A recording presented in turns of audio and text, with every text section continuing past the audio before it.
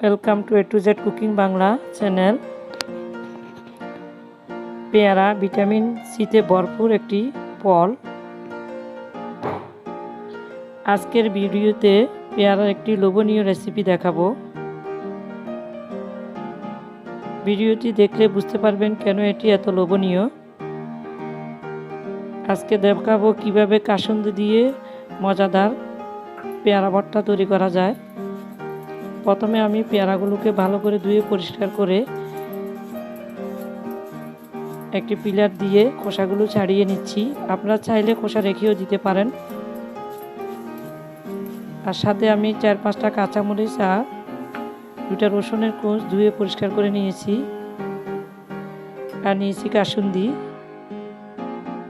এখন পেয়ারাগুলোকে আমি টিউব করে কেটে নিব।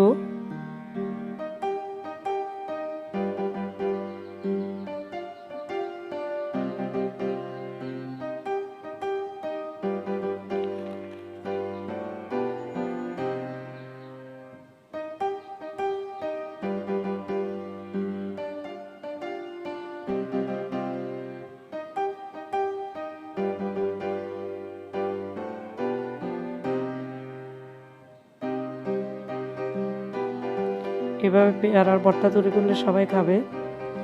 আমার পেয়ারাগুলো সবগুলো কাটা হয়ে গেছে। এখন আমি একটি কাঠের ছেঁচনি নিচ্ছি। কাঁচামরিচগুলোকে একটু কুচি করে ছেঁচনি দিয়ে একটু থেতলিয়ে নিব। সাথে রসুনের কোয়াগুলো দিয়ে দিচ্ছি।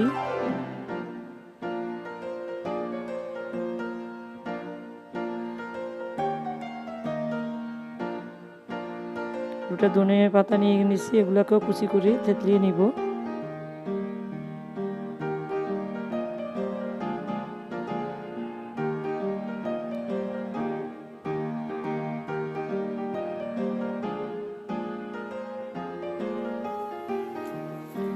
এখন আমি পেয়ারাগুলো এর সাথে দিয়ে দিচ্ছি। এগুলোকে একটু হালকা থেতলিয়ে নিব। সবগুলো পেয়ারাকে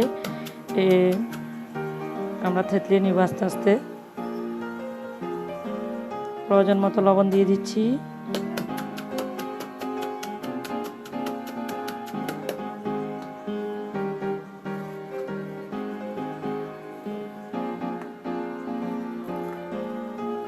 এভাবে একবার পেয়ারার ভর্তা করে খেয়ে আমাকে কমেন্টস করে জানাবেন এটা কত মজাদার এবং খুবই লোভনীয়, জিভে জল আসার মতো।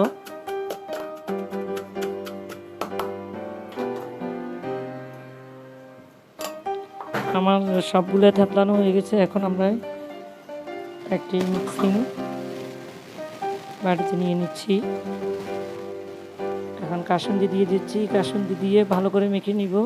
আপনারা চাইলে এখানে একটু লাল মরিচের গুঁড়ো ইউজ করতে পারেন। এখন খাওয়ার জন্য সম্পূর্ণরূপে প্রস্তুত। আপনি চাইলে এখানে আরও উপকরণও অ্যাড করতে পারেন, কোনো সমস্যা নেই।